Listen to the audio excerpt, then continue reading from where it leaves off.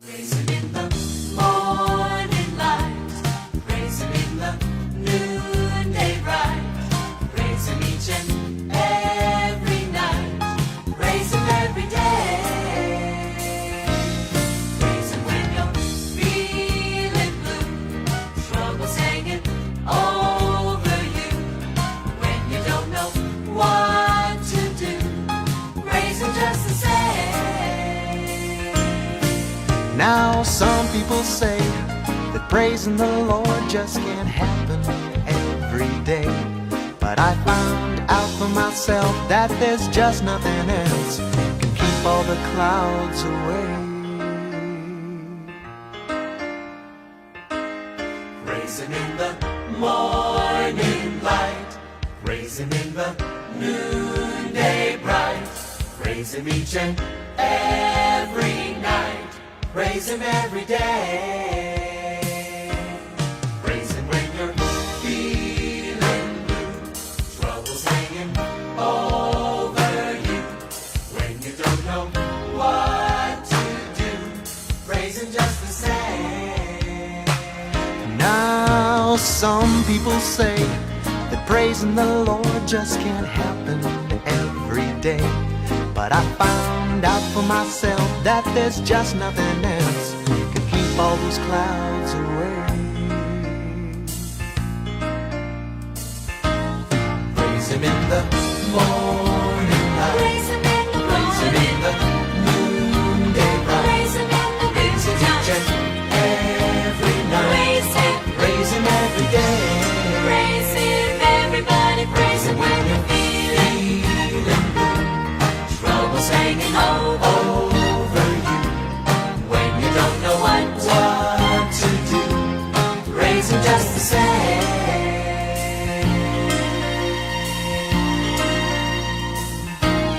Praise Him in the morning light, Praise Him in the morning, noonday bright, praise Him in the noontime, every night, praise Him, praise Him every day.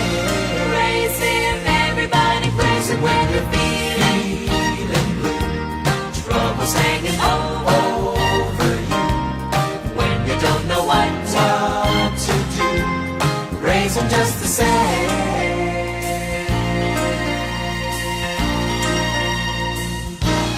Praise Him in the morning light, Praise Him in the morning, the noonday bright, praise Him in the noontime, every night. praise Him.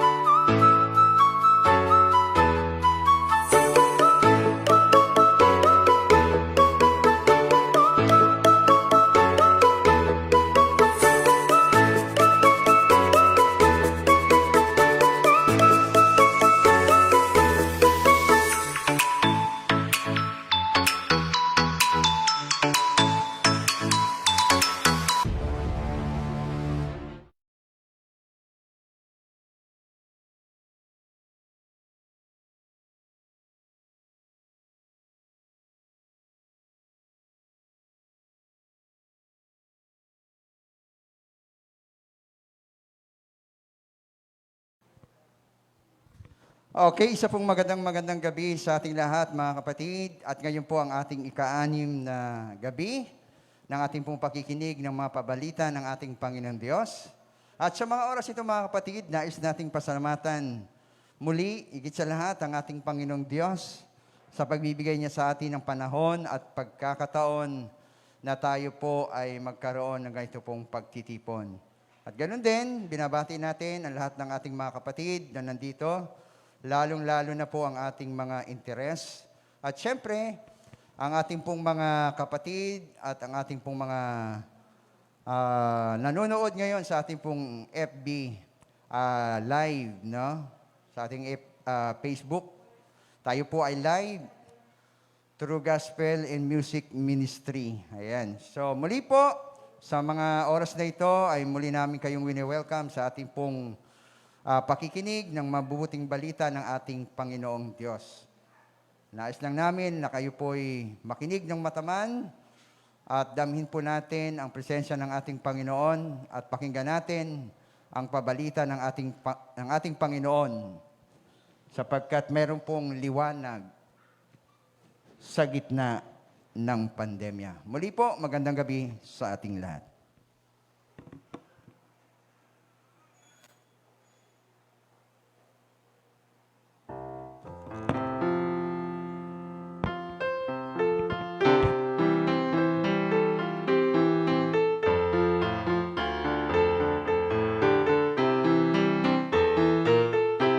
Tayo po lahat ay tumayo, mga kapatid, para po sa ating theme song.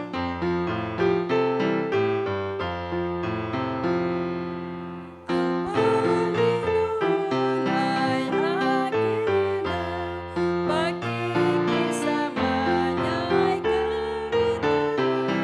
Sa lungkot at sana siya'y kaligtasan.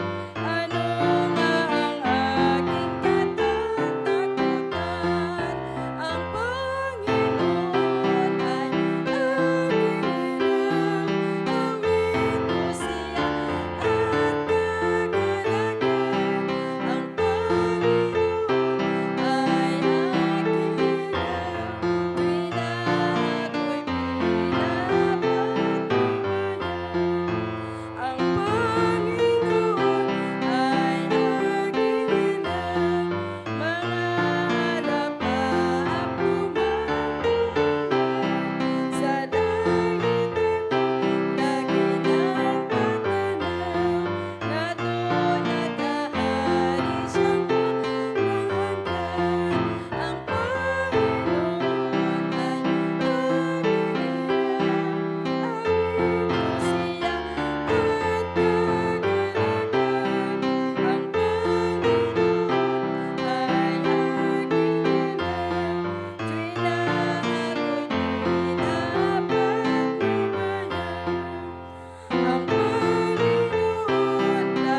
lakas ko din, sa Kanya ako'y magtatagumpay.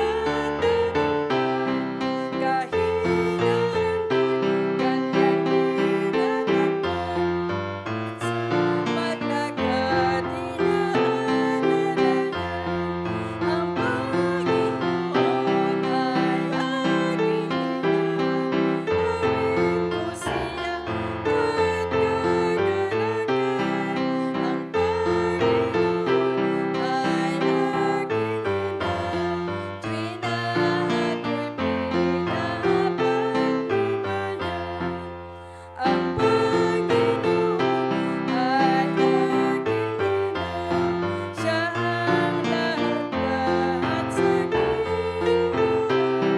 Sa Kanya'y lang ang kadiliman, siya ang manunubos ko't alimpunan. Ang Panginoon ay aking ina, awit ko siya at kagalakan. Ang Panginoon ay aking ina, tuwing na ako'y pinapatnubayan. Tayo po ay manalangin. Dakilang Diyos na makapangyarihan po kayo sa lahat. Kayo na Diyos na amin pong pinaglilingkuran at sinasamba. Kayo na Diyos ang nagmamayari ng mga hiram naming buhay. Salamat po muli sa gabing ito na kami ay inyong inihatid sa bahay-sambahang ito upang amin pong ipagpapatuloy ang amin pong pag-aaral at pakikinig ng inyong banal na mga salita. Pagpalain po ninyo ngayon ang aming mga kapatid, ang aming mga kaibigan na nagbigay ng panahon upang ito ay aming mapapakinggan. Gawin din po ang mga nanonood ngayon sa kanilang mga tahanan ay inyo po silang pagpalain din. At nawa ang lahat ng aming mapapakinggan ngayong gabi ay matanim ng malalim sa aming mga puso at siyang magbigay ng inspirasyon at pag-asa sa bawat isa sa amin, pag-asa ng buhay na walang hanggan. Gabayan po kami hanggang sa matapos ang amin pong pag-aaral na ito, kalakip ng paghingi namin ng kapatawaran sa lahat ng aming mga pagkakasala. Ito po ang aming samot dalangin sa matamis at banal na pangalan ng aming tagapagligtas na si Jesus.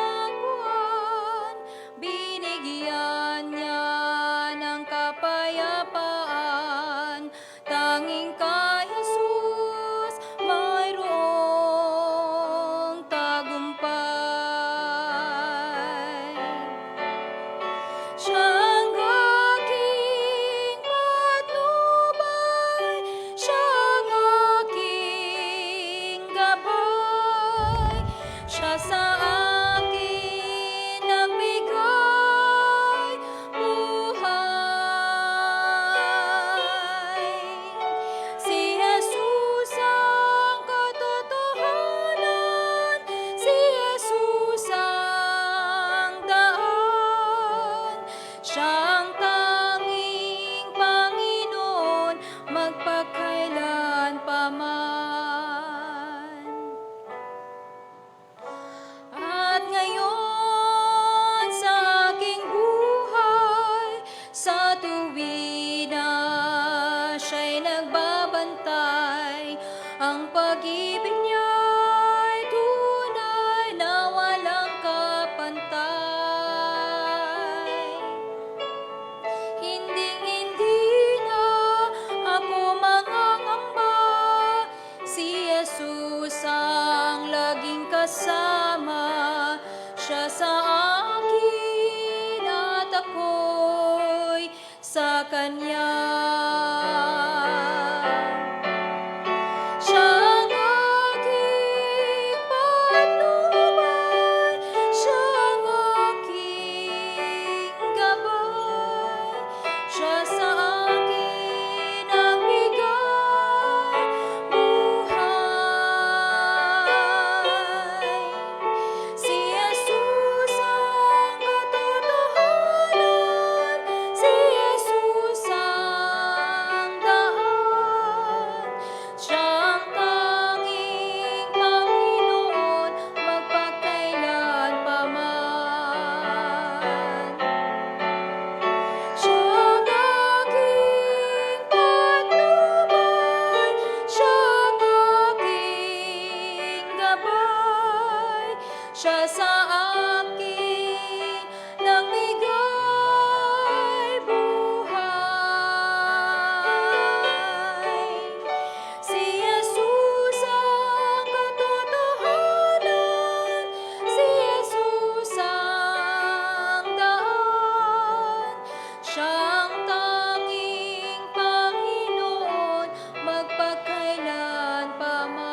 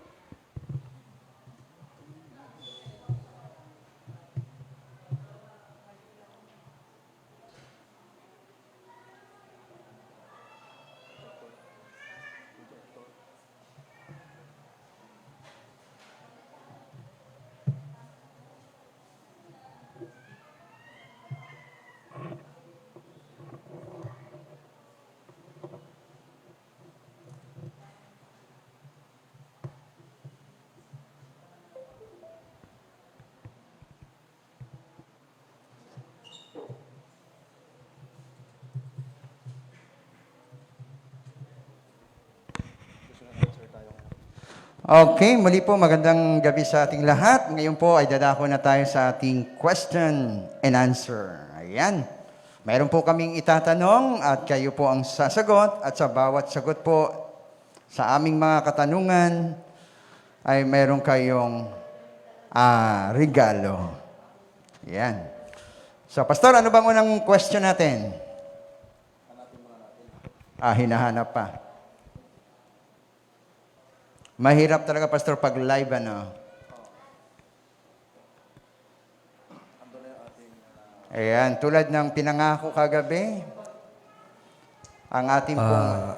Si Brother Robert na dyan. Ayan. Oo. Dito na ako, Pastor, sa baba. Okay, magandang gabi po. Magandang gabi naman. Tayo ngayon ay nasa ika-6 na ba? Ika-6 na gabi. At parang malakas yung echo, no? Pawasan siguro yung higher na volume dyan. Okay. Gaya ng ipinangako ni Sister Faye sa kanyang donation, banana cake, yan. may pera na, may banana cake pa. At kanina nandun kami sa kanila, yun pala ay birthday niya. Happy birthday, Oh, sister. happy birthday, Sister Faye. Ayan, no? Gaya ng kanya pinangako. Okay, ready na ba kayo sa ating question number 1? Hintayin natin.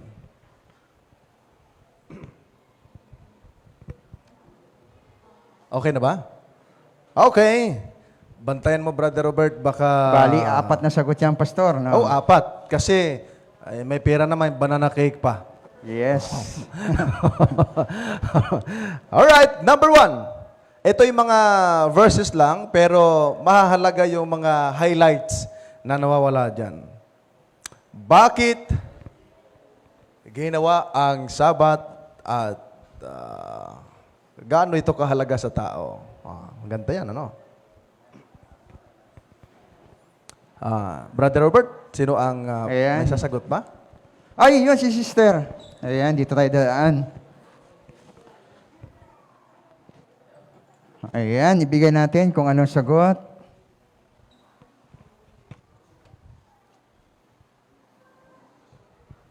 Bukod dito, ibinigay ko rin naman sa kanila ang aking mga sabat upang maging tanda sa akin at sa kanila upang kanilang makilala na ako ang Panginoon na mapapanging banal sa kanila. Tama ba, Pastor? Bukod dito, ibinigay ko rin naman Tingnan sa natin kanila kung tumama, medyo... ang aking mga sabat. Ayan. binigay. Aking mga sabat upang maging tanda sa akin sa kanila upang kanilang makilala na ako ang Panginoon na nagpapaging banal. Yes, tama po. Nagpapaging Palakpakan po banal. natin. At Ayan. ngayon po ay meron siyang isang Banana cake. ayan, banana cake. Ayan. Masarap yan, no? At syempre, meron din tayong Pera plus, ano to? pera Oy. plus banana equals 200, cake. no? Ayan. Yeah. No? Pera plus banana equals cake. Makakarami na talaga tayo dito. Number 2. Oh, yan. Okay, Marami-rami yan. ha? makikita sa Ezekiel 22 verse 26. Ayan, ano yung mga wala dyan? Si sister, ayan, tumaas na kamay. Sige nga. Mga pari, wait na lang, Sunod. pinaghalo nila. Banal at karaniwang mga bagay, Mhm. kung alin ang malinis at marumi. Yan. At yung last. Aking sabat po. Ang galing, ha? Very good. Palakpakan nyo na malakas-lakas, mga pare. Banal Ayan. at karaniwan. Mayroon siyang, Malinis at kung mamarumi at sabat. Matindi. Very good, ha, sister? Okay, May yun na pera yan. na, may banana pa. Okay. Equals cake. Very good, no? Very good. sino Yung pa, mga sino ganyan. pa? Number 3. Number 3. Ayan, tas lang po ng kamay ha, para makita natin. Gusto ko lang malaman ninyo na bukas last night ng ating pag-aaral. Kaya talagang ipakita ninyo na natuto kayo. Number 3. Tas lang po ng kamay, para ma-recognize ko kayo. Si sister sa likod. Ayan. Ano ang sagot sa mga patlang? Mapalad ang taong gumagawa nito at ang anak ng tao na nangahawak dito, na nangingilin ng sabat upang huwag lapastanganin at nag-iingat ng kanyang kamay sa paggawa ng anumang kasamaan. Ayan, very good. Ayan, mapalad ang mga taong gumagawa nito. Ayan. Alright. Mapalad ang sumasagot pagkat may banana cake. Ayun. Mapalad ang tamang sagot. Ayan, may tamang sagot. Number 4. Oy, tatlong ano yan. Oh. Taas lang po na kamay sa hindi pa sumasagot. Baka yung iba dyan, makarami ng banana cake, ha? Ipamigay yung iba, baka magka-diabetes kayo. Ups. Sino? Wala na, wala. Ayun, Si sister. Madam, si sister. Ayan, ibigay natin sa kanya ang mikropono. Tingnan natin kung tama ang sagot. Sapagkat sa 6 na araw ay ginawa ng Panginoon ang langit at lupa, ang dagat at lahat ng nangaroon at nagpahinga. Sa ikapitong araw, naanupat pinagpala ng Panginoon ang araw ng Sabat at pinakabanal. Ayan. Tingnan nga natin kung tama. Nagpahinga, pinagpala, at pinakabanal. Ayan. Ibig Bakit sabihin, kaya yung palakpak ng mga kapatid ay nalulubat? pinakabanal, Pastor, nasa superlative degree, Oo. no? Yung Sabat. Pinakabanal. Oo. Superlative degree. Kasi Number 5. Ito, number 5. Ang mga kasagot nito, yun talagang nag-aaral. Magbigay ng 3 references na nagsabing ang ikapitong araw o Sabado ang araw ng Pangilin. Ayan. Yung mga referensya mo na binigay kagabi. Correct. May mga pari yung pastor, ano? May pari. mga... Pero yung book, yung yung mga aklat, book. Yan. Ayan. Paborito ko yung isang aklat na mga yan. referensya. 3 lang, 3. Pangalan ng book. Pangalan ng book. Oo. Mga basis, no?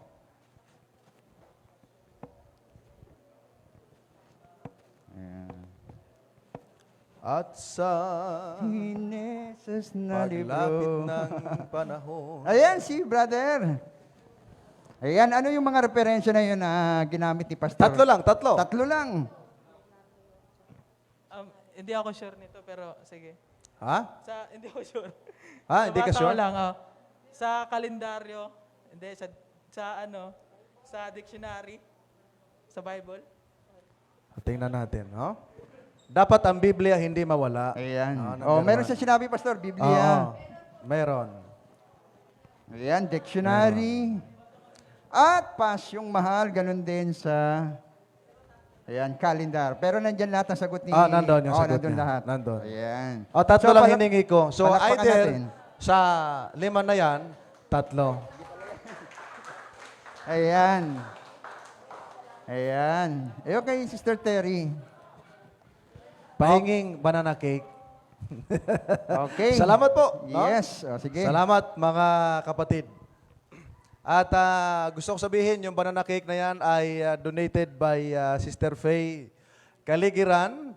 At mayroon siyang, yan kasi ay part ng kanyang business na tinatawag na Mana Yummy Yes. Ayan.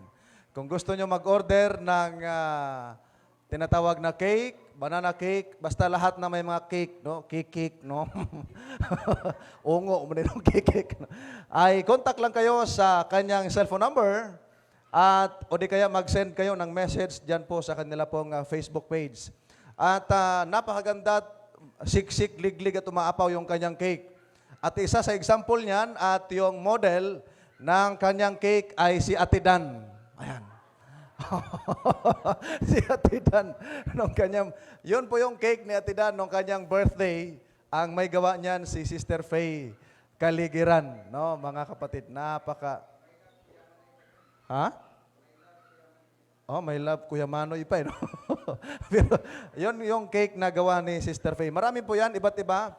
Mag-request lang kayo, hindi yan foam na cake. Talagang siksig, liglig at umaapaw. No? At may diskwento pa, no? Talagang maganda at masarap. Nandun kami kanina sa kanila at kami nagdala ng cake na kanyang ipinangako na kanyang i-donate. So, pwede nyo pong i-search ang kanyang Facebook page, Mana Yummy Yes. Ayan, no? Iba't ibang disenyo. Mayroon diyang pwedeng lagyan ng Superman o di kaya Batman o di kaya Spider-Man pag mga bata. No? Meron ngang nag-deliver ng cake, mga kapatid. Medyo tumagilid ang cake dahil sa rider. Tama-tama, may nakapatong doon na Spider-Man, nakatukod. Wala masyadong damage yung cake. Sabi nung rider, salamat Spider-Man na natukuran. Wala masyadong damage ang cake. No, yan po yung cake niya. Masarap mga kapatid at liglig at ubaapaw. At tayo po ngayon ay live pa rin sa atin pong Facebook page na Gospel and Music Ministry. Doon po sa mga hindi nakadalo at nanonood live, ayan po ang atin pong Facebook page. Binabati natin ang ating lahat ng mga taga-subaybay na nakatutok sa mga oras na ito, Luzon, Visayas at Mindanao. maging sa iba't ibang dako ng mundo na nakasama natin ngayon sa ating online evangelistic meeting. Magandang gabi mga kapatid. Oh, yung iba hindi maganda. No? Sa gabi lang sila. Magandang gabi po. Magandang gabi mga kapatid. Ano po? Kagabi ating tinalakay ang isang napakagandang paksa. May kinalaman saan? Sa araw ng Sabat na napakahalaga na dapat sundin, ipangili ng isang taong tunay na anak ng Diyos. Mga minamahal na mga kapatid. Kaya nga ating tinalakay, maging yung iba't ibang relihiyon, namin nila na ang araw ng Sabat ay ikapitong araw o Sabado na siyang dapat ipangilin, mga minamahal na mga kapatid. At sa gabing ito, ating pag-uusapan kung gusto mo maging malusog at masaya sa iyong pamumuhay, let us study how to be happy and how to be healthy, mga kapatid. Gusto nyo ba maging masaya? Gusto nyo maging malusog? Tumingin kayo sa mukha na to. Parang si Kibuloy. Gusto nyo ng kaligtasan? Tingnan nyo ang mukhang ito. Ang sabi ni Kibuloy. Yan ang ating pag-uusapan sa gabing ito, mga minamahal na mga kapatid. No? Maraming mga namamatay ngayon. At kapag nagsuswipe ako ng Facebook, iba't ibang mga taong namamatay. Merong cardiac arrest, may high blood, may na-stroke, iba't iba mga kapatid. No? At ating pag-aaralan po yan para tayo makaiwas kapag tayo maging masunurin sa ating mahal na Panginoon. But before we proceed, akin po kayong inanyahan na yumuko, tayo po ay manalangin. Mapagmahal at mahabagin naming Diyos, sa mga oras na ito kami ay lumalapit sa inyo. Nagpapasalamat kami sa pagkakataon na inyong ipinagkaloob sa amin upang kami ay makapag-aral muli ng inyong mga banal na salita. Amin pong hiling, dakilang Ama, patnubayan kami ng banal na Espiritu samantalang kami mag-aaral. Buksan po ninyo ang isipan at puso ng aming mga taga-subaybay, ng aming mga kapatid at mga kaibigan upang kanilang maunawaan ang amin pong pag-aaralan sa gabing ito. Hinihiling po namin at pinasasalamatan sa pangalan ng ating mahal na Panginoong Hesus. Amen.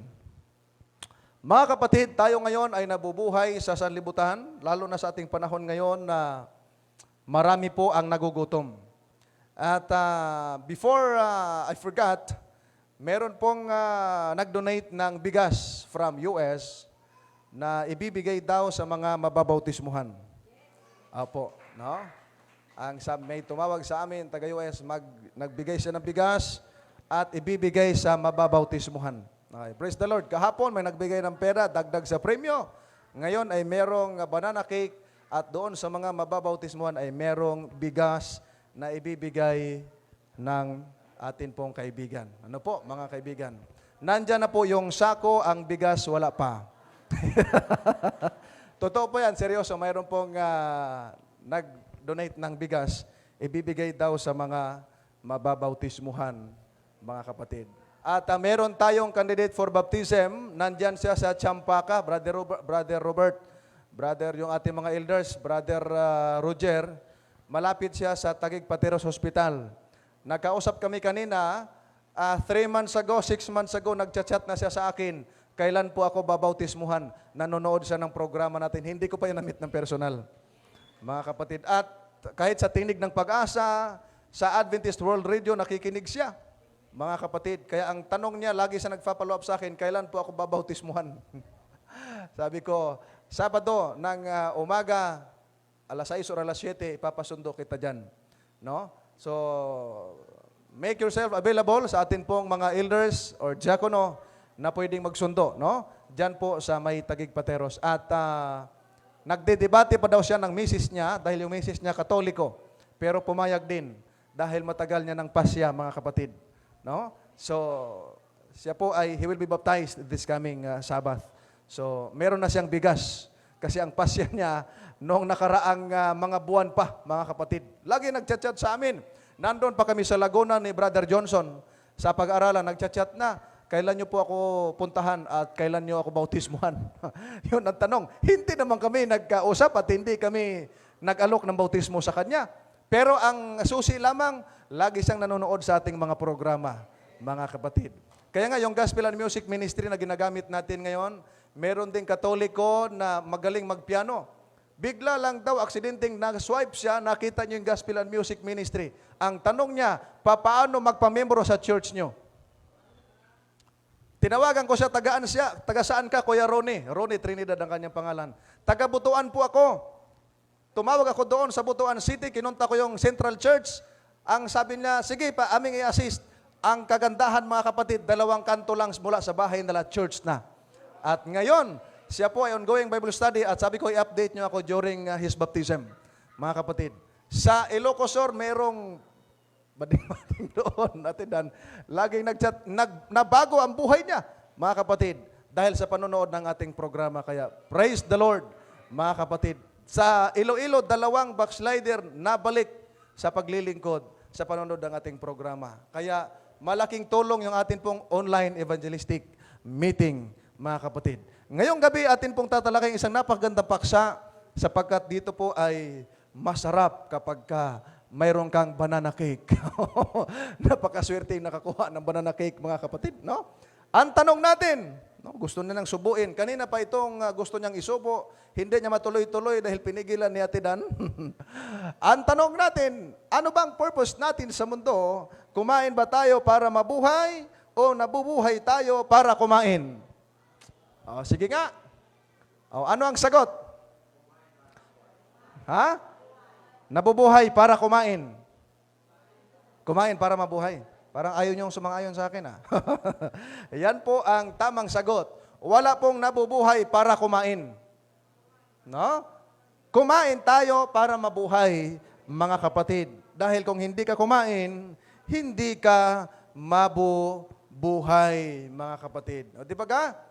Kaya lang, pagdating sa pagkain, pag hab-hab ka lang ng hab-hab, lalantakan mo ng lalantakan, yung iba't ibang nakikita mo dyan ay delikado naman ang iyong buhay, mga kapatid.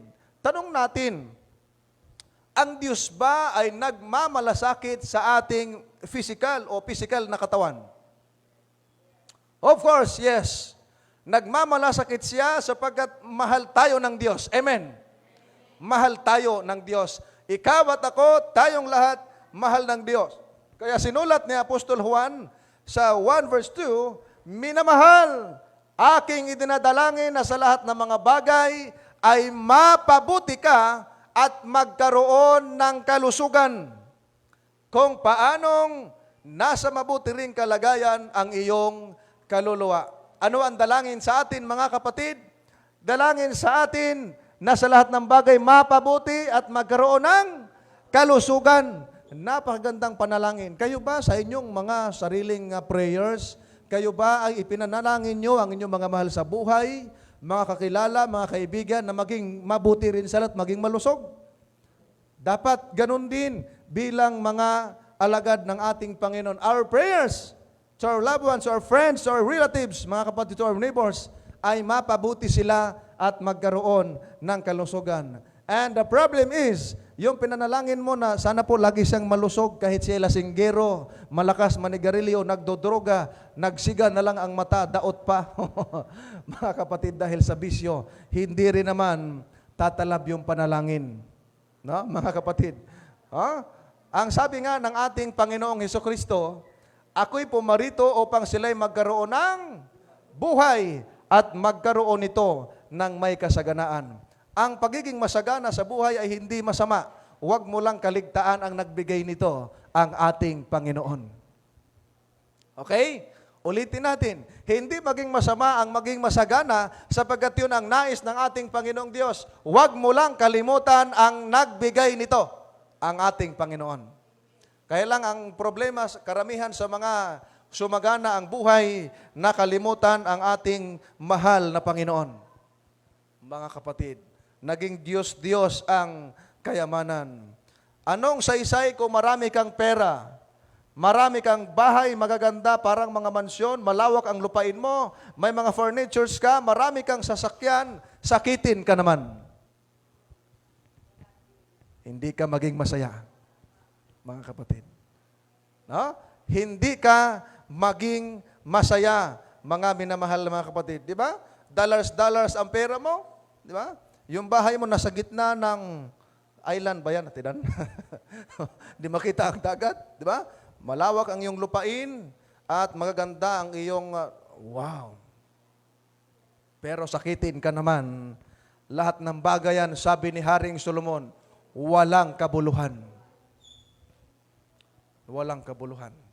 Ang tao, kapag siya'y namamatay, mga minamahal na mga kapatid, wala siyang nadadala kahit isa sa mga itong iyong nakita. Wala. Sabi nga ni Job, nung siya ay sinubok ni Satanas, ang sabi niya, hubad akong lumabas sa sinapupunan ng aking ina, hubad din akong babalik doon. Anong ibig niyang sabihin? Ibig niyang sabihin, nung siya ipinanganak ay wala siyang nadala ni saplot, mga kapatid. Diba? Mabuti na nga lang ngayon, mga namamatay, magaganda yung barong, Amerikana at iba pa, at may mga mamahaling bulaklak. Di ba? At saka pa nagkaroon ng magagarang damit pagpatay na, mga kapatid. No? Di ba? Napakaganda kung mayroong kang ganyan, pero mayroong ka namang Panginoon, mga kapatid.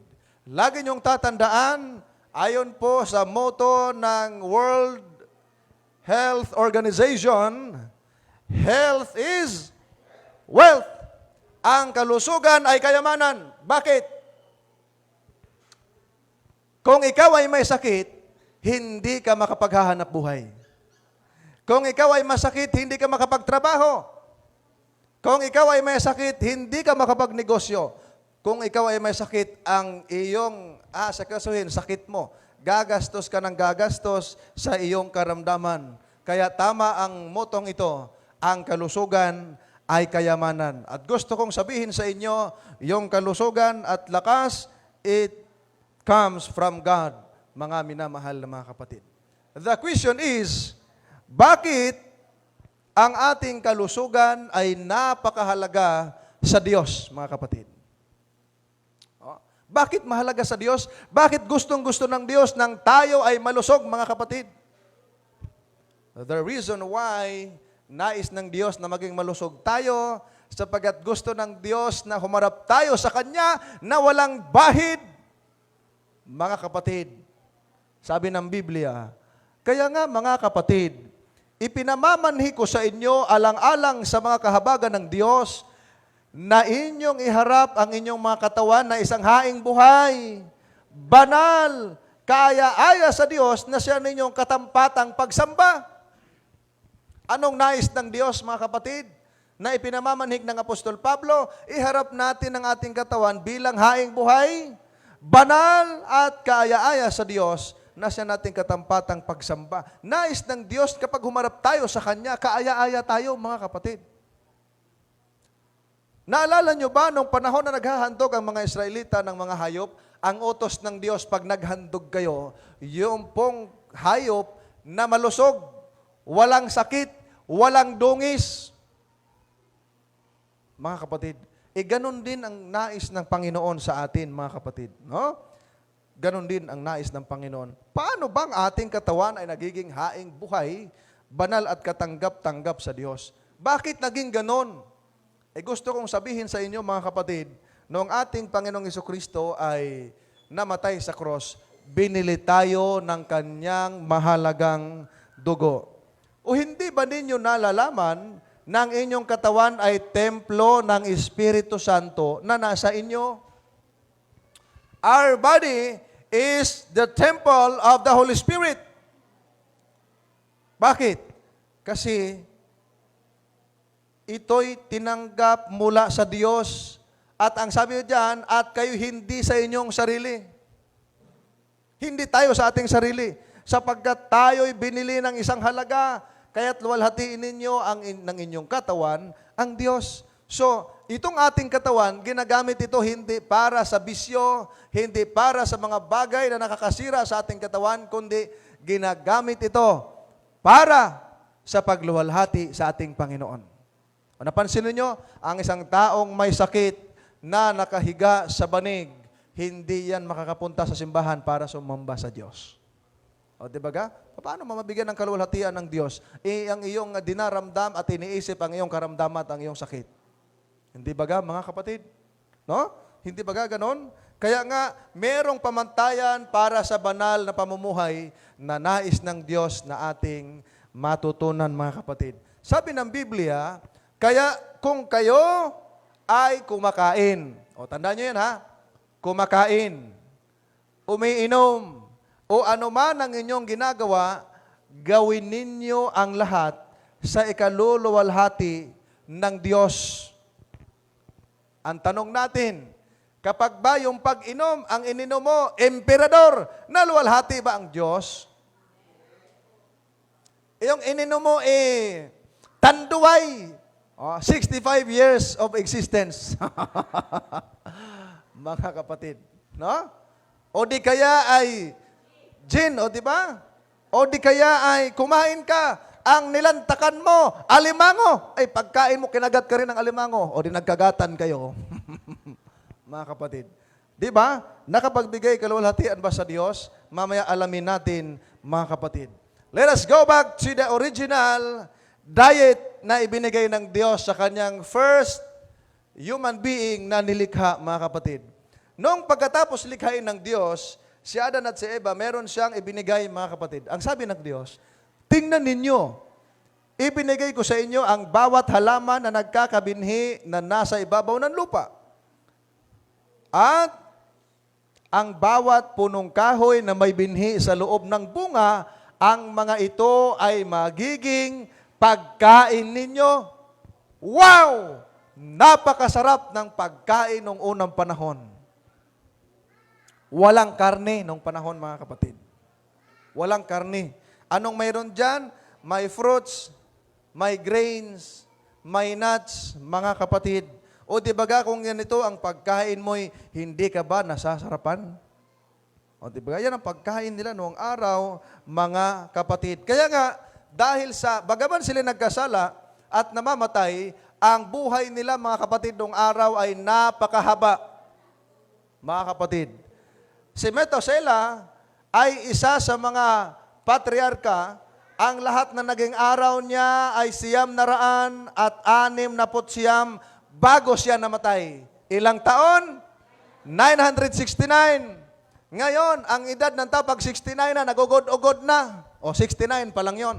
Dito, 969. Diba, mga kapatid? Ang haba ng edad. At nung araw, ang tatangkad nila. Ayon sa mga scholars, ayon sa ating propetesa, ang height ni Adan ay 15 feet. Oh. Pag nakikita nyo si Arnel, sabihin nyo, tangkad ni Arnel ah. Oh, wala yan nung panahon ni Adan. Si Eva, 12 feet. Oh, sige nga. Tangkad mga igsoon, no? Pagka tumambi tayo sa kanila, ang tawag sa atin mga punggok, pandak at putot. Oh. Di ba? Ang tatangkad nila, mga kapatid, at ang hahaba ng buhay nila noon. Ngayon, ang swerte ng isang tao makarating ng 100 na taon. Bakit? Sapagkat meron siyang 100,000. Oh, totoo yan. At alam nyo ba, the oldest person living in this world ay isang Seventh-day Adventist? Bakit? Ups, baka bumangga. No? Siya po ay nabuhay sa mundo ngayon na mayroong 123 years old. 123. At siya ay si Nanay Francisca Susano, dyan sa Negros Occidental, Barangay Kabangkalan. Adventist yun. At meron siyang 14 anak at siguro 100 apo. Oh, marami. Dahil nakapag-asawa siya o ahat ba sa Bisaya pa. Dahil nung mga Hapon, gera ng Hapon, buhay na siya. And she was 14 years old that time, Ninong Ben. At magbe-birthday na naman siya ngayong September 9. 9 ba yun? September, nakalimutan ko. Mga kapatid, nakita nyo? She is a member of Seventh-day Adventist Church, mga kapatid. At nung in-interview siya, ang pagkain niya, mga fresh na gulay. At mga vegetables at mga fruits. At mga paborito niya ayon sa kanyang panganay na apo, sa tuhod yata. ay mga talong, okra, kalabasa, sikwa, at iba pang mga malang mananap. Ang sasarap ng gulay niya. Mga fresh, mga kapatid. O kita nyo? Umabot siya ng ganon, mga kapatid. Kung na-discover pa lang yan nung maaga-aga, ang dami nung kita ni nanay. No, mayroon na sana siyang ilan na? Mga 2 million na mahigit. 2 million na ba, mga kapatid? Dati mga mahahaba ang edad at mataas hanggang sa umiksi ang edad, umiksi din ang height, mga kapatid. Oh? Noong panahon nila, mga kapatid, ang kanilang pagkain ay gulay at mga prutas, mga kapatid. No? At dumating ang panahon na kung saan nagkaroon ng baha pang universal. Medyo pasok siguro na ito yung mga bata doon sa loob, no? At nagkaroon, mga kapatid, ng baha at may utos ang Panginoon nung panahon ni Noe. At sinabi ng Panginoon kay Noe, sumakay ka at ang iyong buong sambahayan sa sasakyan o sasakyan sapagkat ikaw lamang ang nakitang matuwid sa harap ko sa panahong ito. Ito yung panahon, mga kapatid, nagsimulang magkaroon ng baha, no? Nag-utos ang Diyos na magawa ng arka upang sakyan at mga kapatid, nung nag-utos siya, merong inutos ang Diyos bago ang baha doon sa mga hayop. Pakinggan ninyo dito sa mga hayop dahil hindi pa dito nagsisimula yung pagkain ng karne. Sabi ng Diyos kay Moises, kumuha ka ng tigpipito sa bawat malinis na hayop, lalaki at babae. Ilan? Tigpipito, lalaki at babae. No? Sa panahon ni Noe. At pagkatapos niyan, tigdadalawa naman sa mga hayop na hindi malinis, lalaki at babae. Pag hindi malinis, ano tawag? Ha? Pag hindi malinis, anong tawag? Marumi. O hindi malinis eh. Wala namang hindi malinis na malinis.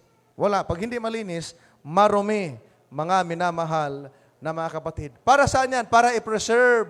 Sa Bisaya pa, hindi mapuo ba ang kanilang lahi, mga minamahal na mga kapatid. At noong panahon na yon, mga kapatid ko, ang nakasakay sa daong, ilang tao lang. Ha? Ilang tao? 8 lang ang naligtas sa panahon ni Noe. Sino? Si Noe. Yung asawa niya.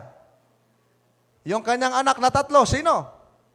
Si Ham, si Shem, at si Japheth. At sino ba yung 3? Di yung mga asawa ng 3. Kaya 6 silang 3 anak, 3 ang manugang, 6. At si Noe at ang kanyang asawa, 8. Pero pag bilangin nyo yan dyan, marami. Kasi merong mukhang tao dyan, yung mga unggoy. Marami, mga kapatid. Bago ang instruction ng Diyos, o bago ang baha, nagbigay ang Diyos na 7 days at magpaulan siya ng 40 nights, no? Magpaulan ng Diyos ng 40 days and 40 nights at ang edad ni Noe noong panahon na yon, 600. Kita nyo? Mga kapatid. And then, nung nagkaroon ng baha, talagang namatay lahat ng prutas at mga hayop na mga natira at mga punong kahoy sa loob ng 150 days bago humupa at sumadsad ang barko o yung arka doon sa bundok ng Ararat. At itong barko na ito, yung arka na ito, nandyan pa yan ngayon, kaya lang sira-sira na. Mga kapatid, no? Sira-sira na. Pagkatapos ng baha, anong pagkain ang ipinahintulot ng Diyos na makakain ng tao? O dito tayo magsisimula, mga kapatid. No? Wala nang makain sila Noe noon. Ang sabi ng Diyos kay Noe, bawat gumagalaw na nabubuhay ay magiging pagkain ninyo. Gaya ng sariwang pananim na ibinigay ko sa inyo. The problem of this text ay naging problema din ng ibang relihiyon. Pag ang mga kaibayo natin sa pananampalataya nakikipagdebate sa atin, sasabihin nila, di ba bawat gumagalaw na nabubuhay pwedeng kainin? Lahat daw na gumagalaw pwedeng kainin. Mahirap yun, mga kapatid. Pero, ang kinakain lang naman nila hayop, di naman sila kumakain ng kahoy na gumagalaw. O yung ahas din na kinakain. Di ba? Namimili, mga kapatid. Anong sabi ng Diyos diyan? Gaya ng sariwang pananim. So yung hayop o yung mga karne na in-example ng Diyos o i-compare niya doon sa sariwang pananim, of course, doon sa malilinis na hayop. Kaya nga nung nag-utos ang Diyos doon sa 7, ang sabi ng Diyos, tigpipito na malinis, lalaki at babae. Paano malaman ngayon, no? Dahil nung nagbawal ang Diyos, mga kapatid, ang pinagbabawal niya ng panahon, dugo. Hanggang naman ngayon, bawal talaga yung dugo kainin. Ito ang ating palatandaan. Paano malaman na ang isang hayop ay marumi o malinis? Ito. Ang bawat hayop na may hati ang paa, biyak at ngumunguya sa mga hayop ay maaari ninyong kainin. So mayroon siyang tinatawag na baak ang paa o yung kuko at ngumunguya. Ito yung guidelines. Paano malaman na malinis ang hayop? Baak ang kuko at ngumunguya, mga kapatid. Halimbawa, baka. O, halimbawa, malinis yan. No? Ngumunguya. At baak ang kuko. Pwede bang kainin yung ngumunguya pero hindi naman baak ang paa? Sarado naman. Halimbawa, kabayo. O, ang Biblia din ang sasagot. Ang Diyos nagbigay nito ng pagkakilanlan para malaman ng tao kung alin ang marumi at alin ang malinis. Kasi ang Diyos ang may gawa niyan. Gayunmay, ang mga ito'y hindi kakanin sa mga ngumunguya o sa baak ang paa. Like for example, kamilyo at ang liebre at ang kuneho sapagkat sila'y ngumunguya, ngunit hindi o walang hati ang paa. Mga marumi yan sa inyo, sabi ng Diyos. Sino nagsabi? Ang Diyos. At ipinagbabawal ng Diyos dahil marumi nga. No? Ang palatandaan para makilala mo ng isang hayop ay malinis, dapat ngumunguya at baak ang paa, mga kapatid. Itong nakatangkal. Sikat yan? O, nakatangkal. No? Nakatangkal yan. At nung malaman nilang hindi pala sila kinakain ng mga Adventista, ang sarap ng smile. Oh, ang sarap ng smile. Ay, salamat. Mga Adventista, mga friends ko. Mga kapatid, nakasmile pa. Mga kapatid, no? Sabi nung isang kumakain ng baboy, nag-comment doon sa live program ko sa Gospel and Music Ministry, pwede nang kainin ang baboy ngayon dahil nakatangkal na. Saan sa talata ng Biblia, sinabi ng Diyos, pwede nang kainin ang baboy dahil nakatangkal na? Ibig sabihin, nasa tangkal ang malinis. Paano pag walang tangkal, pero tinali, o hindi pwedeng kainin? O di ba walang kwenta argumento nila? Bakit? Nung likhain ng Diyos ang hayop na ito, ay likas na itong marumi, sapagkat ang function niya, hindi para kainin. Ang tawag sa kanya is scavenger. Sa Bisaya pa o sa Tagalog, basuriro. Ina-absorb niya ang iba't ibang mga bad na organism, mga virus, mga bakterya, para hindi mapunta sa tao.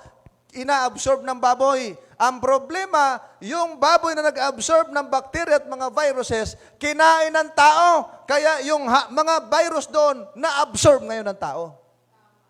Halimbawa, paniki, na amoy panghi.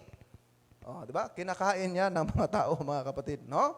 Sabi ng Biblia, at ang mamoy, no? May hati ang maa. Di ba? Hindi mabasa nila yan. Bakit? Masakit sa tainga. Sapagkat may hati ang paa, ang baboy na ito, wala naman akong nakitang baboy na hindi hati ang paa. No?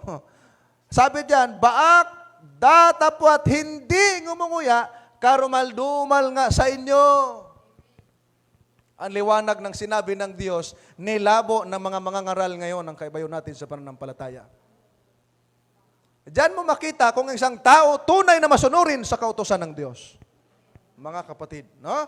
Karumal-dumal. Sabi ng Biblia, huwag ninyong kakainin ang kanilang laman at huwag ninyong hihipuin ang kanilang mga bangkay. Ang mga iyon ay marumi para sa inyo. Sabi ng baboy, yung para kain ng baboy, dilaw-dilaw ang ngipin, mabuti pa yung baboy. puting-puti ang ngipin. Hi, mga kapatid.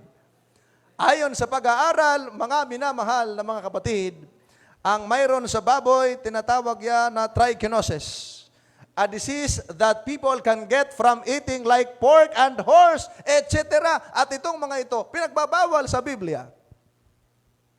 Mga kapatid, ang scientific name niyan ay Trichinella spiralis. A parasite or pork worm ang tawag niyan. O, di ba? Pork worm. Kaya nga doon sa Amerika, sikat kasi ang mga Seventh-day Adventist doon dahil may mga kilala tayong hospitals. Like for example, yung mga Lumalinda Hospitals. Meron pong nag-aral doon ng mga doktor dahil hindi sila naniwala na ang baboy ay marumi. Nag-study sila ng 200 different kinds of baboy. Iba't ibang lahi. Noong kanila pong inistudihan, mga minamahal na mga kapatid, wala ni isa doon na malinis. Lahat nga doon, mayroong ganitong sakit. Mga kapatid. Kaya nga, wala akong nakita na ang gatas ng baboy iniinom ng tao. Meron ba kayo nakita ang ganon? Pero gatas ng baka, meron wala? Meron. Diyan yung makita ang difference ng malinis at ng marumi, mga kapatid. O kita ninyo? Adventist lang ang nagtuturo niyan. Pareho naman ang Biblia ang ginagamit. Kasi yung iba, ayaw nilang sumunod sa Diyos at ayaw nilang maging malusog. Dito tayo sa lumalangoy. Hindi lahat ng lumalangoy pagkain. Ikaw, Brother Robert, lumalangoy ka ba? Oo. Although yung iba hindi marunong lumangoy, pero hindi lahat ng lumalangoy pagkain. Mga kapatid, no? Yung pwedeng kainin na nasa tubig, mga kapatid, sa dagat o anuman saan man na tubig sa ilog, merong sinasabing ganito. Lahat ng mga ito na nasa tubig ay maaari ninyong kainin. Ano yon? Anumang may kaliskis at mga palikpik ay maaari ninyong kainin. Anong palatanda ang dalawa? May kaliskis at may palikpik. Sabi nung iba na mga nagpapalusot at kumukontra sa utos ng Diyos, bakit kayong mga Sabadista, ang binibili nyo may kaliskis, pero pag niluluto nyo, kinakaliskisan nyo naman? Yan ang tanong. Ang sagot ko naman, ganito yan. Ang sabi ng Diyos, yung kakainin, yung may kaliskis. Hindi sinabi ng Diyos, kainin mo yung kaliskis. Magkaiba. No? Tinatanong ko sila, doon sa saging, pagka kinain mo ba kasama balat? Hindi. Dapat sinama mo. Di ba? Mga kapatid. Pag kumain ka ng suman na babalot ng dahon ng saging, ano yung kinakain? Yung laman o yung balat? Yung laman. Isama mo yung balat. Yun ang problema doon sa mga taong kumukontra sa utos ng Diyos, mga kapatid. No? Yun ang mahirap. At ang sabi ng Biblia, anumang walang kaliskis at palikpik ay huwag ninyong kakainin. Marumi ito para sa inyo. Diyos ang nakakaalam, hindi tao, mga kapatid. These are the two guidelines nakikita natin. Dapat may palikpik at may kaliskis. Dapat present yung dalawa. Paano pag walang kaliskis? O di kay walang palikpik? Yan. May binga, litog, tuway, ano pa ba? Pusit, ano pa? No, yun. No, ano yung mga alimango, mga lambay, suso, o sa padiha, mga butangang, malang, mananap, ay hindi iyan ipinakakain ng Diyos. Kaya nga, yung mga yan, nasa ilalim ng dagat, ina-absorb yung mga bakterya sa dagat. Yung mga pusit, hindi ang pagkain. Sarap na sarap sa ata ng pusit, andun pala yung bakterya. Tapos, proud pa, pagkain ko pusit, ang itim ng ngipin. No? Mga kapatid, di ba? Pag mga nag-red tide, maraming mga namamatay pag kumain ng tahong, kumakain ng mga, ano ba yung mga shells dyan. Ayaw ng Diyos yan na ipakain ng tao dahil hindi yan nilikha para kainin. Sagot ng mga nakadebate kong mga pastor ng Baptist tsaka ng end time. Ang sabi ng Biblia lahat ng bagay ginawa ng Diyos, tama. Sabi ng Biblia, lahat ng bagay mabuti, tama yon. Pero hindi lahat ng bagay pagkain. Common sense. Yung kanilang argumento, ang tawag doon, nonsense. Mga kapatid, bakit?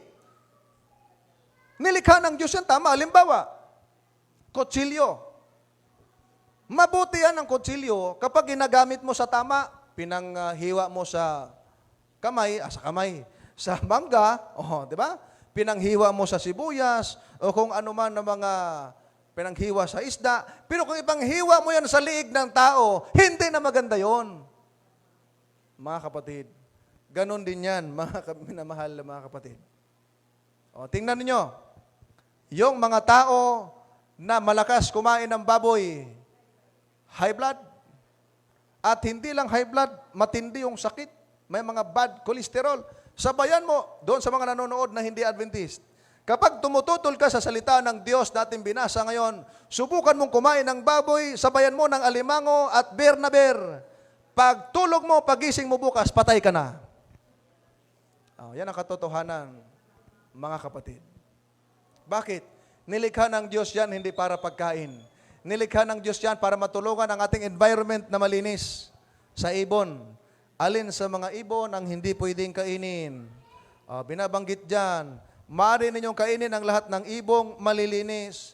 Pero magbibigay tayo sapagkat mayroong mga hindi malilinis na hindi dapat kainin. Ito, example ito. Deuteronomy chapter 14, verses 12 to 18. Agila, buitre, malaking lawin, buitring itim, kuwago, pelikano, lawin, mga wakwak, yan, bawal yan. Parang natawa kayo sa wakwak Ungo, bawal yung mga ibon sa gabi, bawal yan kainin mga kapatid. No? Bawal yan. Sabi nung kadebate ko doon sa Upper Bikutan, sabi ni Pastor Sostinto, ako hindi ako kumakain ng daga dahil hindi ko lang feel. Sabi niya. Pero si Mrs. kumakain yan. Di ba, witness kayo doon, yung mga nanood doon sa debate. Sabi nung Mrs. niya, hindi no? Mga kapatid. Bakit? Nasa Biblia din yan Ang mga ito ay karumal-dumal sa inyo, sa mga umuusad na nagsisiusad sa ibabaw ng lupa, ang bubuit, ang daga, ang bayawak, ayon sa kanyang pagkabayawak, ang tuko, yung tumutunog sa gabi, tuko. Di ba? Ang buaya, at ang butiki, at ang bubuli, at ang hunyango, ang dami niyan. Hindi yan pinahintulot ng Diyos na kainin. Mga kapatid, no? Yung hunyango, yung nagtatransform sa same na color, mga kapatid. Bawal ng Diyos yan. Meron namang maraming malilinis, ba't doon ka sa marumi? Diba? Ang sabi ng Biblia, ito ay magiging isang walang hanggang tuntunin sa buong panahon ng inyong salinlahi o sa inyong lahi sa lahat ng inyong mga tahanan. Sabi din ng Biblia, huwag kayong kakain ng taba o anumang dugo nito. Diba? Merong barbecueng dugo na nilaga tapos inihaw-ihaw. Mga kapatid, bawal po yan ng Biblia. Ang dugo, sumisimbolo sa buhay, mga kapatid. Ang dugo, sumisimbolo sa buhay. Ang pagkain ba ng maruming nilalang ay isang seryosong bagay sa harapan ng Diyos? Of course. Kaya nga, mga kapatid, kung ikaw ngayon ay hindi kasama sa grupong ito na bayan ng Diyos, pinalalabas ka ng Diyos doon sa iyong kinabibilangang grupo na mali ang turo. Sabi ng Diyos, kaya nga lumabas kayo sa kanila at humiwalay kayo, sabi ng Panginoon, at huwag kayong humipo ng anumang bagay na marumi. At kayo'y aking tatanggapin, at kayo magiging ama sa inyo, at kayo magiging mga anak na lalaki at babae, sabi ng Panginoon, makapangyarihan sa lahat. Ipinakikita dyan, mga kapatid, pati yung paghipo sa marumi na iyon, hindi pinahintulot ng Diyos. Ano pat isubo mo? Paghipo nga, bawal, isusubo mo pa? mga kapatid. Di ba napakasaklap? No? Napakasaklap, mga minamahal na mga kapatid. No? Ito, masakit ito na katotohanan. Pero ang sabi ng Biblia, at inyong malalaman ang katotohanan at ang katotohanan magpapalaya sa inyo. Sapagkat narito, ang Panginoon ay darating na may apoy at ang kanyang mga karo ay magiging parang ipo-ipo upang igawad ang kanyang galit na may kapusukan at ang kanyang saway na may ningas ng apoy. Sino ang darating? Ang ating Panginoon. Anong purpose niya? Sapagkat sa pamamagitan ng apoy, makikipagpunyagi ang Panginoon at sa pamamagitan ng kanyang tabak sa lahat ng mga tao at ang mapapatay ng Panginoon ay magiging marami. Sino? Sino sila? Yung magiging maraming mapapatay ng Panginoon. Who are they na mapapatay ng Panginoon? Lakas kumain, no? Ang tawag dyan ay mukbang. Kumakain ng baboy. Sabi ng Biblia, sino-sino silang mapapatay ng Panginoon? Silang nagpapakabanal, nagpapanggap lang ba na banal? At nagpapakalinis na nagsisiparoon sa halamanan, sa likuran ng isa sa gitna, nagsisikain ng laman ng baboy, at kasuklam-suklam, at ng daga, sila'y darating sa isang wakas na magkakasama. Sabi ng Panginoon, maliwanag pa sa sikat ng araw, buwan ng mga bituin ang salitang ito, mga kapatid. Kaya kung ikaw ngayon ay malakas ka, lumantak ng baboy, kung isuko mo lang ang buhay mo sa Panginoon, kaya mong talikuran yan. Marami tayo mga membro dito na dati mga kumakain ng karumal-dumal, ngayon hindi na. Marami tayo mga kapatid at mga kaibigan dito, dati mga bisyoso, ngayon hindi na. Yan, si Brother Roger, sugarol yan dati at mukhang matanda, ngayon fresh na tingnan. Si Kuya Darwin dati, malakas yan uminom at nagaganyan pa yan dati, ngayon pogi na. O, di ba? May mga pagbabago. Si Brother Rapi, para inom yan dati. Niluhod yan ni Sister Ning, pinatungan pa ng Biblia habang nakaluhod na bago, ngayon singer na ng Anchor Sim Singers. Kita nyo? O, diba? Si Ate Terry, Silapan, tinatawanan niyo ni Kadarwin dati pag lumuhod sa kanyang napakaraming ribulto. Ngayon sa Diyos na siya natotoo. Daming nabago mga kapatid. Bakit? Kasi kung open ka lang sa iyong buhay, tatanggapin mo lang yung turo ng Panginoon, talagang mababago ang buhay mo. Mga kapatid. Nakakatakot na pangyayari.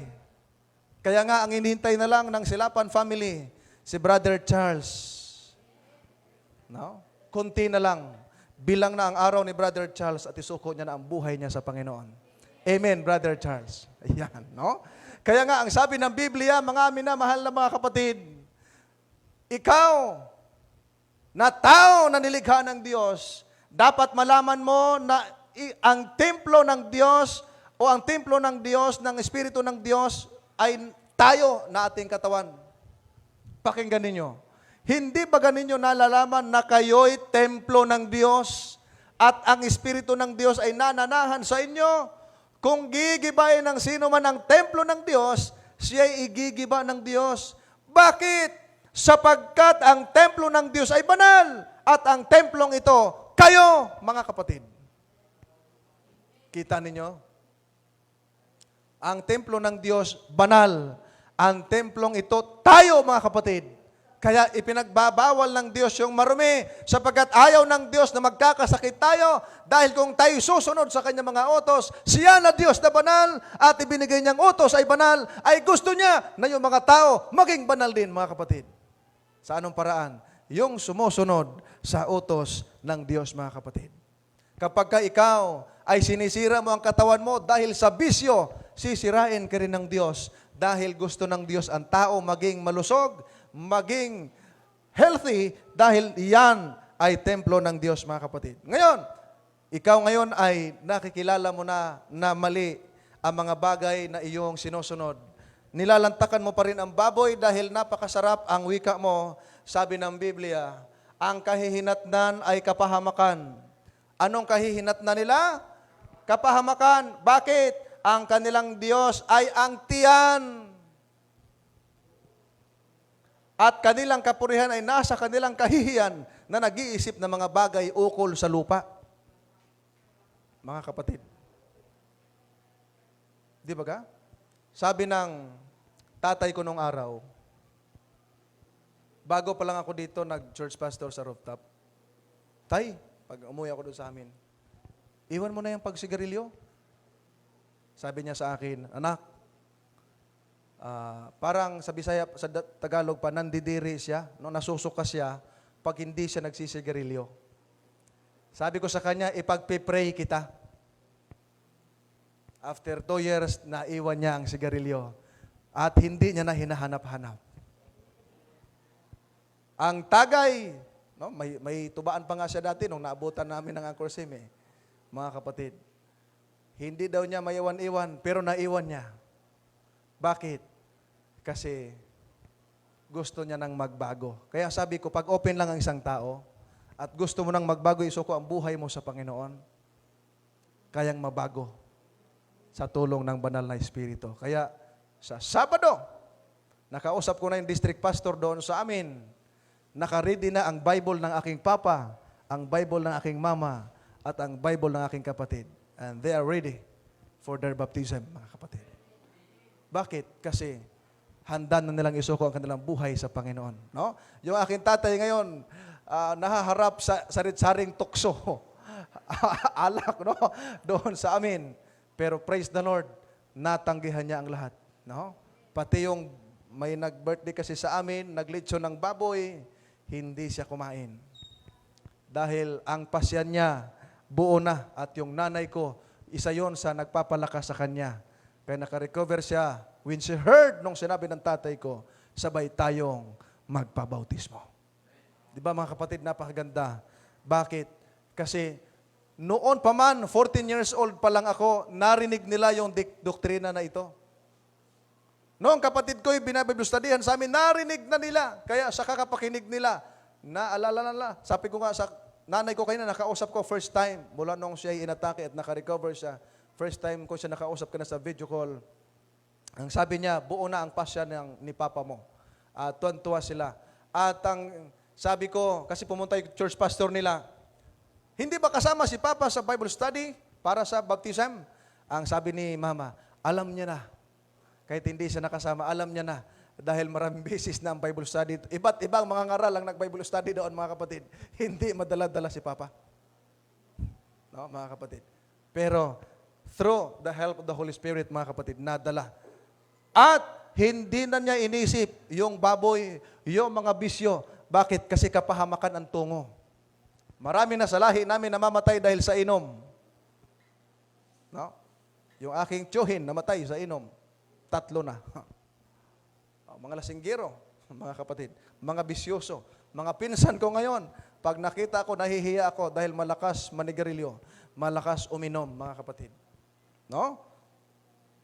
Kaya nga, kung ating titingnan, ang paglalasing ay hindi nakabubuti sa katawan ng tao. Ang katawan ng tao ang nababagay tubig, hindi tinatawag nating imperaning. No? Emperador, mga kapatid.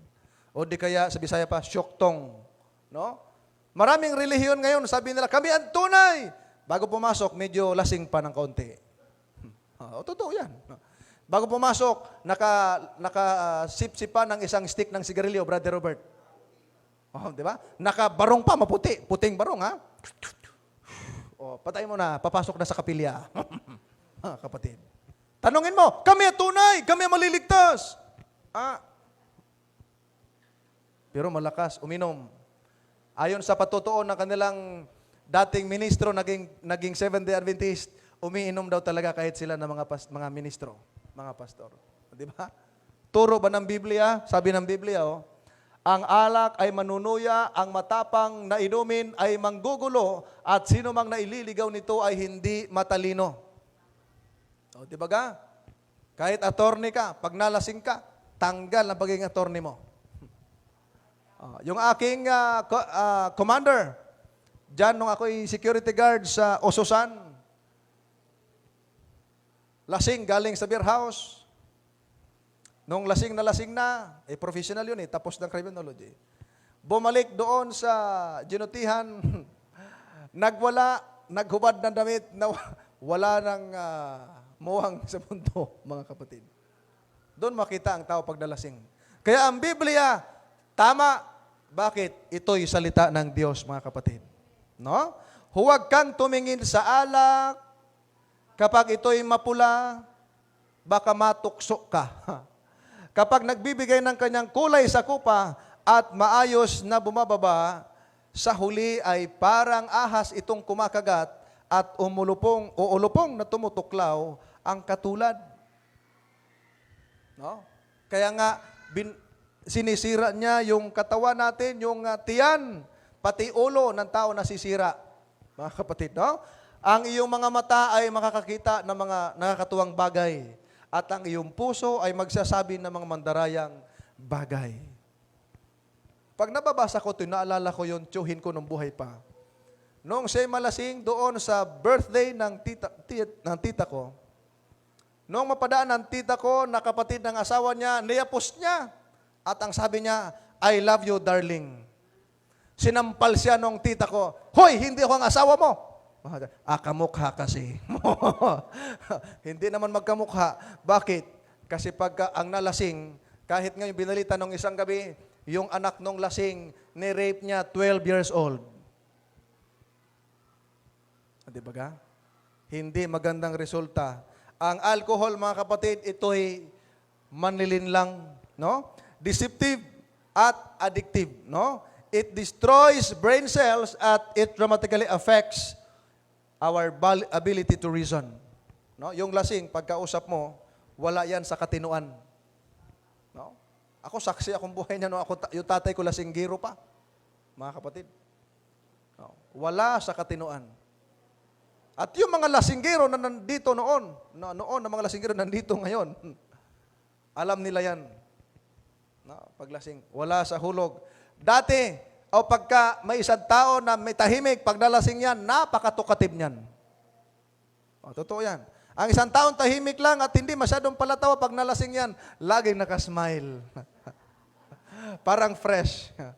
Lalo na pag sinabayan mo ng dito, ay, parang lumulutang. Mga kapatid, kahit hindi kumakain. No? Sabi ng Biblia, ayon sa research, 2 out of 5 people who begin drinking have serious problems. Di ba? Umiinom sila dahil may problema. Pag nalasing at nagising, asan ang problema? Nawala ba? Nandyan pa rin. So, hindi siya solusyon ang paglalasing. Nadagdagan pa, may hangover ka na, napasma ka pa, sumakit pa yung tiyan mo dahil na sira sa alcohol. At gusto kong sabihin sa iyo, kapag ikay patuloy na naging lasinggero, ay hindi ka nababagay sa tinatawag ng Biblia na langit. Alam nyo, mga kapatid, maraming hindi mapupunta sa langit, ang sabi ni Apostol Pablo. Pakinggan ninyo, ang mga hindi matuwid. Pag sinabing hindi matuwid, anong tawag? Masama. Okay? Ay hindi magmamana ng paghahari ng Diyos. Hindi ba ninyo alam iyan? Huwag kayong magpadaya.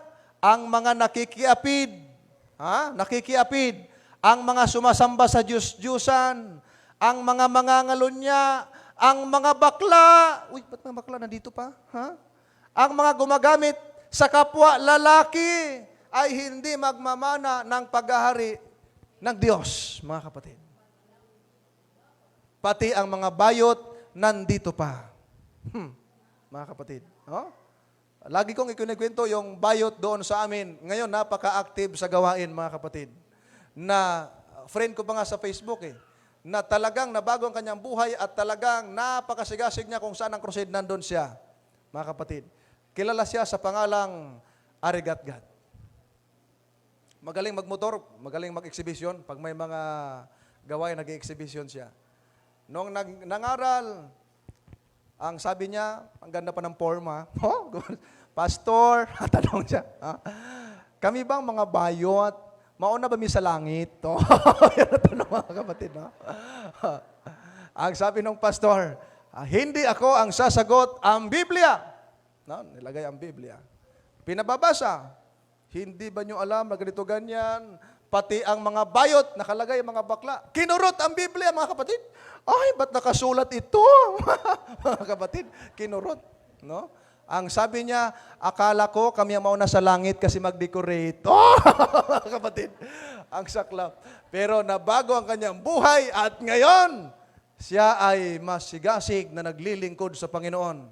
At bawat kita ko sa kanyang Facebook, awiting makalangit, mga verses, mga crusades, mga Bible study. Wow!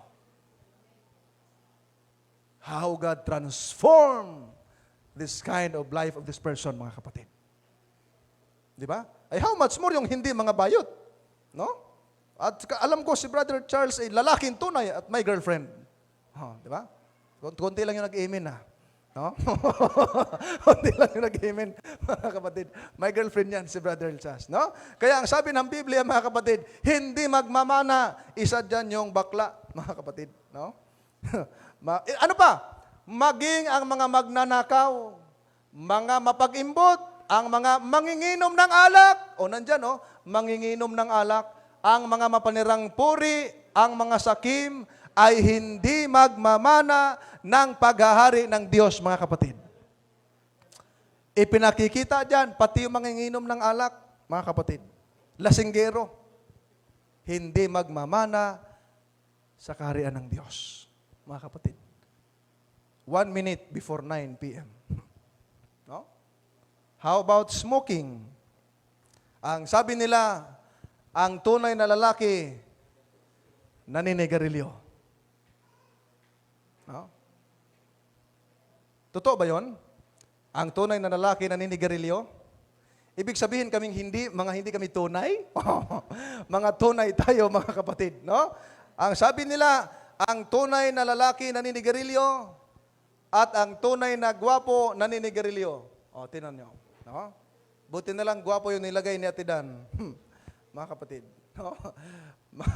Sabi ng Biblia, ngayon ay hayag ang mga gawa ng laman.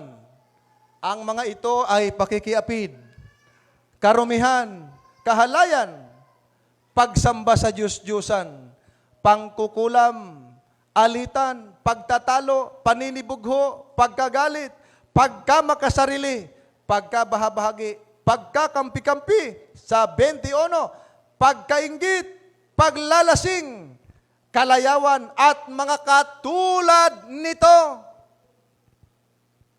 Ibig sabihin, yung mga bisyong hindi nasulat dyan, katulad niyan, bawal yan, mga kapatid.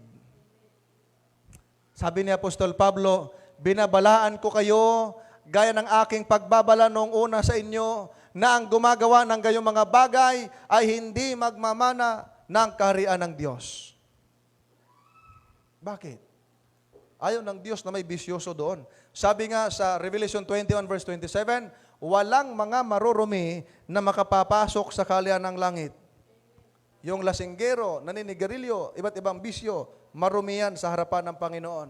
Maging malinis ka lang if you surrender yourself to God. No? Maging malinis ka lang, maging matransform ka lang kapag isuko mo ang buhay mo sa Panginoon. Smoking affects not only your health, but the health of your loved ones. Ang paninigarilyo hindi lamang nakaapekto sa iyong kalusugan, maging sa iyong pamilya. O di ba ga?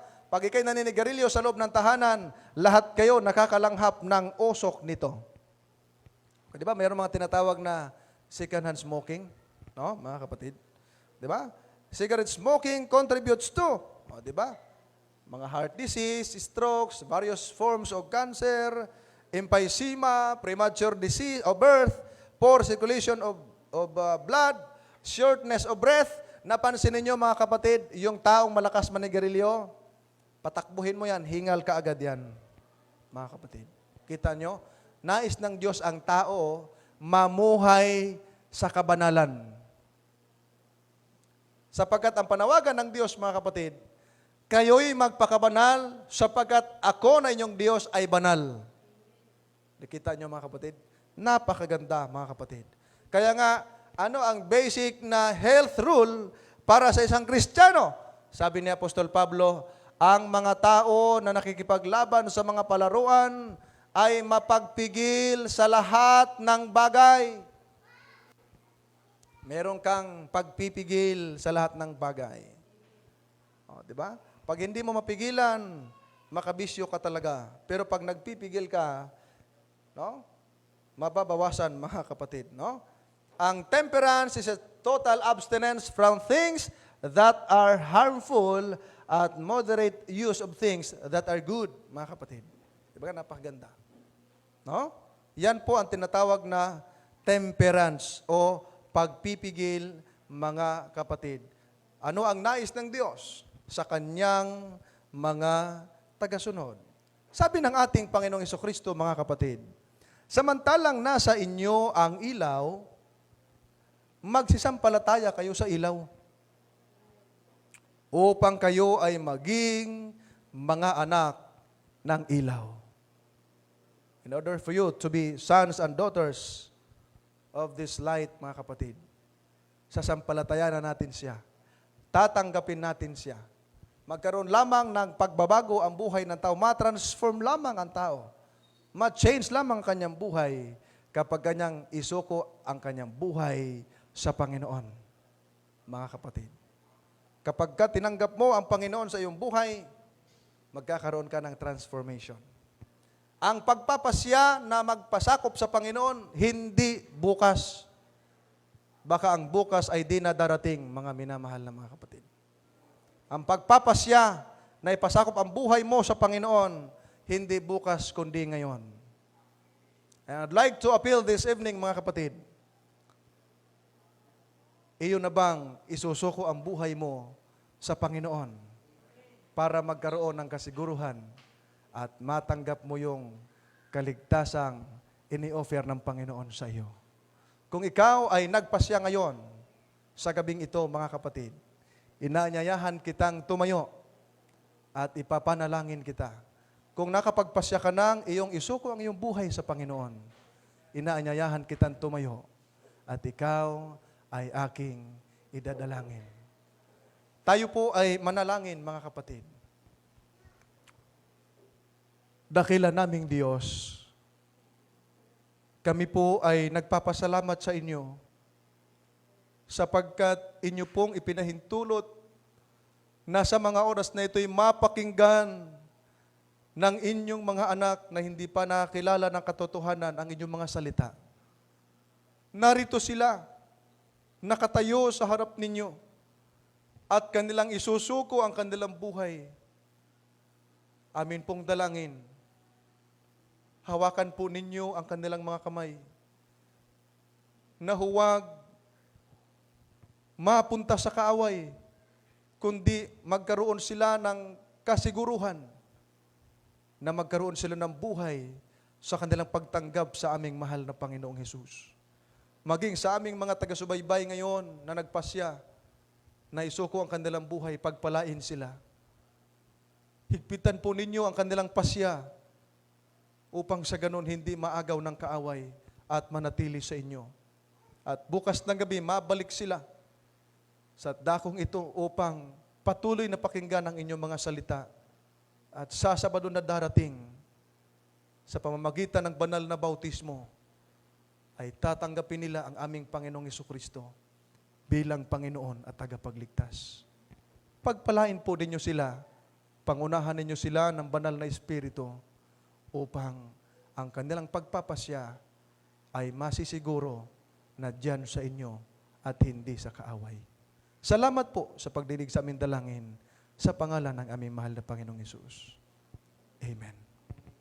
Thank you po. You may now be seated.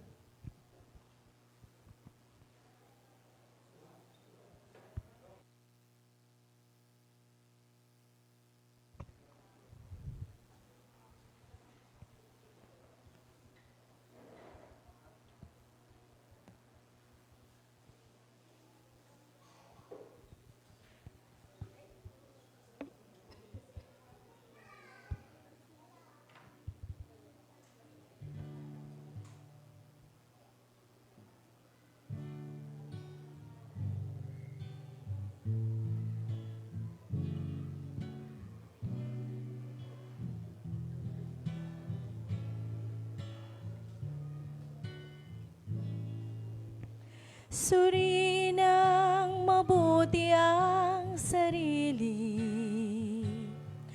Kung ano ang iyong naging damdamin. Nais mo bang buhay na walang hanggan? Ang buhay mo'y sa Diyos mo ilaan. Huwag nang ipagpabukas pa. Kalooban niya ngayon, gawin mo na. Matuloy na lumilipas ang araw at oras. Baka abutan kang hindi handa. Ang pangarap na kaligtasan,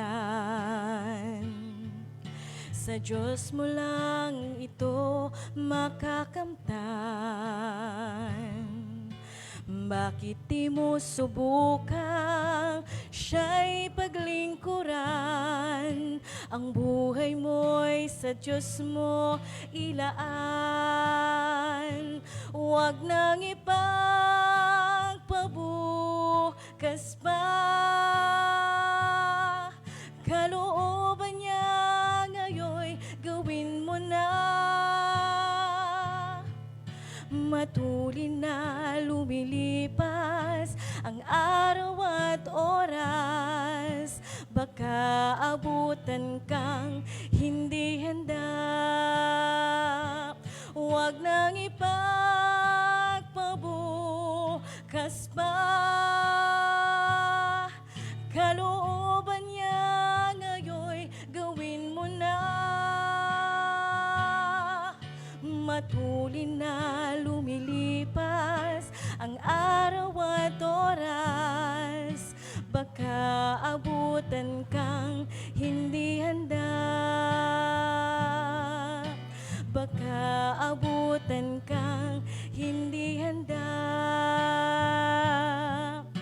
Baka abutan kang hindi handa.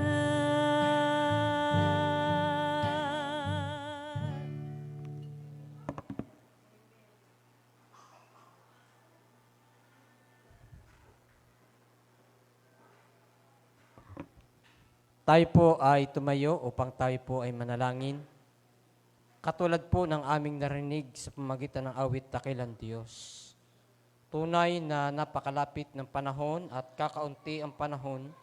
At ngayon po ang panahon upang magpasya, upang tanggapin ang iyong bugtong na anak bilang personal na tagapagligtas ng aming mga mahal na mga kaibigan at mga kapatid. Dakilang Diyos, tulungan po ninyo ang mga taong itong nagdesisyon na tanggapin ang iyong bugtong anak na para kanilang tagapagligtas. At sa oras na ito, Ama, ang mga katotohanang nalahad ay tumimo sa aming mga puso. Sundan namin ang yapak ng mga taong naglingkod sa inyo ng tapat, sapagkat may pangako ang Diyos, may pangako kayo na ang bawat isa sa amin, no, kung kami susunod hanggang sa dumating ang inyong bugtong na anak, ay magmamana kami ng buhay na walang hanggan. Ang mga bagay na ito, Dakilang Diyos, ang sumaaming lahat, ito po ang aking hiling at dalangin sa inyo, sa pangalan ni Jesus na aming tagapagligtas. Amen.